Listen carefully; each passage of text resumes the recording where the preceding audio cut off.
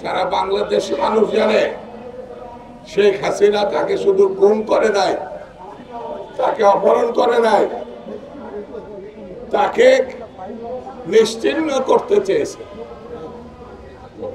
আমি এই সভায় দাবি জানাচ্ছি, ইলিয়াস আলী, চৌধুরী আলম সহ, সুমন সহ হাজার হাজার যেসব জাতীয় নেতৃবৃন্দ, ছাত্র নেতৃবৃন্দ, যুব নেতৃবৃন্দ, যাদেরকে আমরা এখনো হাতে পাই নাই, এই অপরাধের জন্য হাসিনার আমি ফাঁসি দাবি করছি। বিচার করবেন কি করবেন না আমরা বুঝতে পেরেছি। বিচার এতদিনে 8 মাস হয়ে গেল। প্রধান উপদেষ্টা সহ এই উপদেষ্টা মন্ডলের কোন দায়িত্বশীল নেতা, উপদেষ্টা, ইলিয়াস আলী তো সাবেক সংসদ সদস্য বটে, তার বাসায় যাননি কেন? কিসের জন্য? আপনার কাছ থেকে যারা এই সরকার হাসিনার পতনের জন্য আন্দোলন করেছে, আপনারা তাদের বাসায় যাননি। আপনি 5 মাস ধরে পরে আপনারা গিয়েছেন গুমের যে ঠিকানা আয়না ঘর, সেখানে। সেই জন্য এই সরকারের কাজ কামে দেশবাসী খুবই উদ্বিগ্ন। তারা কি চায় সেটাও আমরা বুঝি না।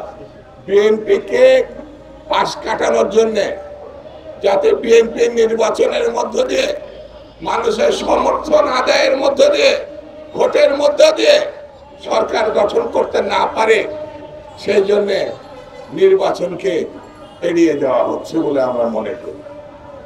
আমরা মনে করি বাংলাদেশে যে এখন অবস্থা দাঁড় করানো হয়েছে, তাতে ষড়যন্ত্রকারীরা যারা গণতন্ত্র গত 15-16 বছর ধরে ধ্বংস করেছে, নিশ্চিহ্ন করেছে, তাদেরকে কোনো না কোনো ভাবে রক্ষা করা হচ্ছে, কোনো না কোনো ভাবে ষড়যন্ত্র করার সুযোগ দেওয়া হচ্ছে।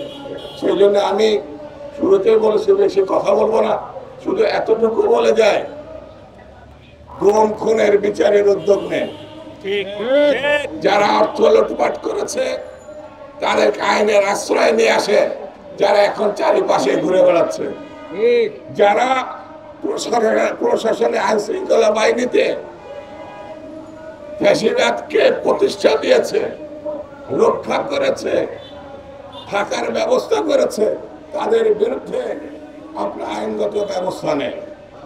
আর বাংলাদেশে কি করবেন কি করবেন না এটা বড় কথা না। একটি নির্বাচিত সরকার প্রতিষ্ঠা করার জন্য অনতি বিলম্বে একটি রোডম্যাপ ঘোষণা করেন। কবে নির্বাচন হবে, কোন মাসে হবে, কোন সনে হবে, আপনারা একবার ডিসেম্বর, একবার জুন, এই ফাজলামি বাদ দেন। এইগুলোর জন্য আমরা তৈরি না। আর আপনাকে আগেও বলেছে, হাসিনার যখন তাড়াতে পেরেছে, অন্য ফাঁসিবাদের যে উদ্ভব ঘটে, তাদের তাড়ানো বাংলাদেশের মানুষের ওয়ান্টুর ব্যাপার। সেটি মাথায় রেখে কার্যক্রম নিবে। আপনাকে ফুলের মালা দিয়ে গ্রহণ করেছে, ফুলের মালা দিয়ে বিদায় জানাতে চায়। এটাই বিএনপির স্ট্যান্ড এখনো পর্যন্ত।